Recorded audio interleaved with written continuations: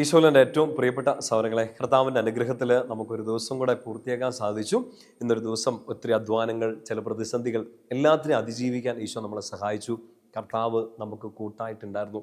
ഇന്ന് രാത്രി കിടന്നുറങ്ങുന്നതിന് മുമ്പ് നമ്മൾ പ്രിയപ്പെട്ട സഹോദരങ്ങളെ നമ്മൾ ഒരുമിച്ചൊന്ന് ചിന്തിക്കാനും പ്രാർത്ഥിക്കാനും പോകുന്നൊരു കാര്യം, ഈശോ ഇങ്ങനെ കൂട്ടായി നമ്മുടെ കൂടെ ഉള്ളത് നമ്മൾ ഇടയ്ക്ക് ഓർക്കണം എന്നുള്ളതാണ്. എന്താ ചിന്തിക്കാൻ പോകുന്നത്? നമുക്ക് കൂട്ടായിട്ട് എപ്പോഴും ഈശോ ഉണ്ട് എന്നുള്ളൊരു ഓർമ്മ നമുക്ക് വേണം. അത് മറന്നു പോകരുത്.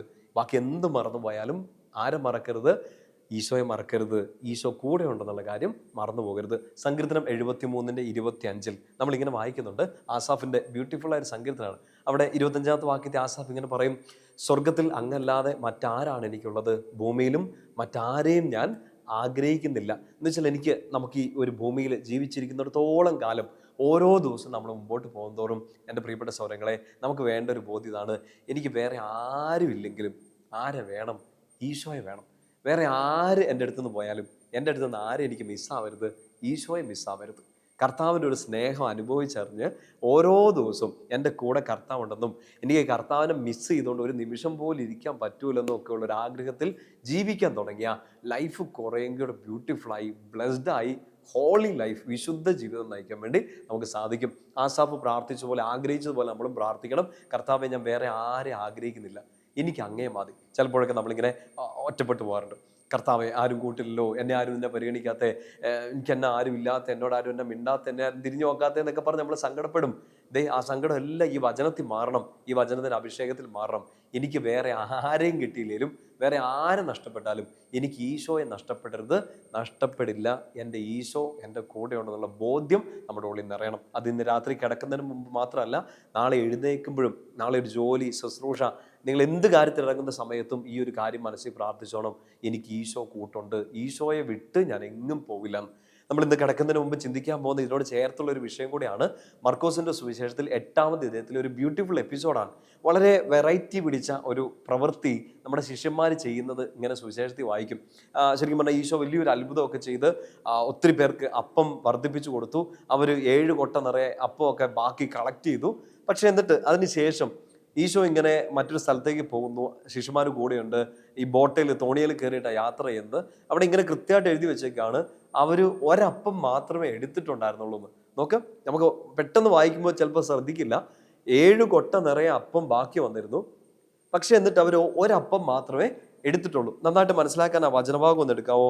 മർക്കോസിന്റെ സുവിശേഷത്തിൽ 8-ാമത്തെ അധ്യായം 14 മുതലുള്ള വാക്യങ്ങളാണ്. 8-ാമത്തെ അധ്യായത്തിന്റെ 1 മുതൽ 10 വരെയുള്ള വാക്യങ്ങളാണ്. ഈശോ അപ്പം വർദ്ധിപ്പിക്കുന്നു. അതിനുശേഷം 7 കൊട്ട നിറയെ അവർ ബാക്കി ശേഖരിക്കുന്നുണ്ട്. 8-ാമത്തെ അധ്യായത്തിൽ 14-ാമത്തെ വാക്യം ഒന്ന് വായിക്കണം. ശിഷ്യന്മാർ അപ്പം എടുക്കാൻ മറന്നുപോയിരുന്നു, വഞ്ചിയിൽ അവരുടെ പക്കൽ ഒരപ്പം മാത്രമേ ഉണ്ടായിരുന്നുള്ളൂ എന്ന്. എൻ്റെ പ്രിയപ്പെട്ട സഹോദരങ്ങളെ, നമുക്ക് വിചാരിക്കുന്നത് ഇതെന്നെ ചെയ്ത് ഇവർ ബാക്കിയുള്ള അപ്പം കൊണ്ടേ മറിച്ചു വിറ്റോ, അതോ ഇനി എന്താ അതെടുക്കാൻ മറന്നു? 7 കൊട്ട കാണാണ്ട് പോകത്തൊന്നുമില്ലോ, 7 ബാസ്കറ്റ്സ് ഫുൾ, അതങ്ങനെ മറന്നു പോകത്തൊന്നുമില്ലോ. ഇനിയിപ്പോൾ ഇവർ ശിഷ്യന്മാരെല്ലാവരും ഉണ്ട്, ഈശോയും ഉണ്ട്. ഈ ഒരപ്പം കൊണ്ട് അവർക്ക് എന്തായാലും ഭക്ഷണം തികയില്ല. അവരെന്തായിരിക്കും ഒരപ്പം മാത്രം എടുത്തേ? ആ വചനം ഒന്നുകൂടെ ശ്രദ്ധിച്ച് നിർത്തി വായിച്ചേ. ശിഷ്യന്മാർ അപ്പം എടുക്കാൻ മറന്നു പോയിരുന്നു, വഞ്ചിയിൽ അവരുടെ പക്കൽ ഒരപ്പം മാത്രമേ ഉണ്ടായിരുന്നുള്ളൂ. പരിശുദ്ധാത്മാവ് നിങ്ങൾക്ക് നല്ല ബോധ്യങ്ങൾ തരട്ടെ എന്ന് പ്രാർത്ഥിക്കുകയാണ്. ഇതിന് ശേഷം ഇവരിങ്ങനെ ഈശോ കുറച്ച് കാര്യങ്ങളൊക്കെ വഞ്ചിയിലിരുന്ന് പഠിപ്പിക്കും. അതിനിടയ്ക്ക് അവരിങ്ങനെ ചിന്തിക്കുകയും ചർച്ച ചെയ്യുകയും ചെയ്യുന്നുണ്ട്. എന്തിനെക്കുറിച്ചാണെന്നറിയോ? ഭക്ഷണത്തെക്കുറിച്ച്. ഈശോ എന്നിട്ട് അവരോട് ചോദിക്കുന്നുണ്ട്, നിങ്ങൾ എന്താ ഈ ചർച്ച ചെയ്യുന്നത്? എന്തിനാ ഈ അപ്പത്തെക്കുറിച്ച് നിങ്ങൾ ആകുലപ്പെടുന്നത്? ആ വചനഭാഗം കൂടെ ശ്രദ്ധിച്ചേ. 17-ാമത്തെ വാക്യം. ഇത് മനസ്സിലാക്കിയ ഈശോ അവരോട് പറഞ്ഞു, നിങ്ങൾക്ക് അപ്പമില്ലാത്തതിനെ കുറിച്ച് എന്തിന് തർക്കിക്കുന്നു? ഇനിയും നിങ്ങൾ മനസ്സിലാക്കുന്നില്ലേ, ഗ്രഹിക്കുന്നില്ലേ? നിങ്ങളുടെ ഹൃദയങ്ങൾ മന്ദീഭവിച്ചിരിക്കുന്നോ? കണ്ണുണ്ടായിട്ട് നിങ്ങൾ കാണുന്നില്ലേ? ചെവി ഉണ്ടായിട്ട് നിങ്ങൾ കേൾക്കുന്നില്ലേ? നിങ്ങൾ ഓർക്കുന്നില്ലേ? എന്നിട്ട് ഈശോ പറയാണ്, ഈ 5 അപ്പം 5000 പേർക്കും പിന്നെ ഈ 7000 പേർക്കും എല്ലാവർക്കും വിഭജിച്ചു കൊടുത്തത് നിങ്ങൾ ഓർക്കുന്നില്ലേ? നിങ്ങൾ എന്തിനാണ് ഈ കാര്യങ്ങൾ മറന്നു പോകുന്നതെന്ന്. പ്രിയപ്പെട്ട സ്വരങ്ങളെ, നമുക്ക് വായന അവിടെ നിർത്താം. മനസ്സിലാക്കി എടുക്കേണ്ട ഒരു കാര്യം ഇതാണ്: നമ്മുടെ ജീവിതത്തിൽ ഇഷ്ടംപോലെ അത്ഭുതങ്ങൾ സംഭവിച്ചിട്ടുണ്ട്. നമ്മുടെ ഇല്ലായ്മകളിൽ ഈ അപ്പം വർദ്ധിക്കുന്നത് നമ്മൾ കണ്ടിട്ടുണ്ട്. നമ്മുടെ ഏറ്റവും പ്രതീക്ഷ നഷ്ടപ്പെട്ടു പോകുന്ന സമയത്തും ഈശോ അത്ഭുതകരമായിട്ട് ഇടപെട്ട് നമ്മൾ കണ്ടിട്ടുണ്ട്. പെട്ടെന്ന് പ്രാർത്ഥിച്ചപ്പോൾ ഉത്തരം കിട്ടിയില്ലെങ്കിലും ഈശോയുടെ സമയത്ത്, ദ ബെസ്റ്റ് ടൈമിൽ, കൈറോസ്, കർത്താവിൻ്റെ കൃത്യമായ സമയത്ത് കർത്താവ് ഈ 5 അപ്പം 5000 നമ്മുടെ ജീവിതത്തിൽ വർദ്ധിപ്പിച്ച് തന്നിട്ടുണ്ട്, അനുഗ്രഹിച്ചിട്ടുണ്ട്. ഈശോ ചോദിക്കുകയാണ്, നിങ്ങൾ എന്താ ഇതൊക്കെ മറന്നു പോകുന്നത്? നിങ്ങൾ എന്തുകൊണ്ടാണ് ചില കാര്യങ്ങൾ ഓർക്കാതിരിക്കുന്നത്? ഇപ്പം നോക്ക്, നമുക്കൊരു വിഷമം വരുമ്പോൾ നമ്മൾ ഓർക്കും, കർത്താവേ ഇതെന്താ ഉത്തരം തരാത്തെ? ഈ ഒരു വലിയ പ്രതിസന്ധിയുടെ മുമ്പിൽ നിൽക്കുമ്പോൾ തന്നെ ഒരു വഴിയും കാണാത്തപ്പോൾ, കർത്താവേ നീ എന്താ സഹായിക്കാത്തെ? ഈശോ ചോദിക്കുകയാണ്, നിങ്ങൾക്ക് ഇതിനു മുമ്പ് അത്ഭുതങ്ങൾ സംഭവിച്ചിട്ടില്ലേ? നിങ്ങൾ കണ്ടിട്ടില്ലേ? നിങ്ങൾ കേട്ടിട്ടില്ലേ? നിങ്ങൾ എന്താ ഓർക്കാത്തെ? പ്രിയപ്പെട്ട സഹോദരങ്ങളെ, ഇത് നമ്മളോടും കൂടെ ഉള്ളൊരു ചോദ്യമാണ്. നമ്മൾ മറന്നു പോകാൻ പാടില്ലാത്ത ഒരപ്പമുണ്ട്. ശിഷ്യന്മാർ അപ്പം എടുക്കാൻ മറന്നു പോയിരുന്നു. ആ ബോട്ടിൽ, ആ തോണിയിൽ ഒരപ്പം മാത്രമേ ഉണ്ടായിരുന്നുള്ളൂ. ആ അപ്പം ഏതാണെന്നറിയോ? ഈശോയാണ്, വിശുദ്ധ കുർബാനയാണ്. ആ അപ്പം നമുക്ക് ജീവൻ നൽകുന്ന, നിത്യജീവൻ നൽകുന്ന അപ്പം അത് ഈശോയാണ്. ശിഷ്യന്മാർ ബാക്കിയെല്ലാം മറന്നുപോയി.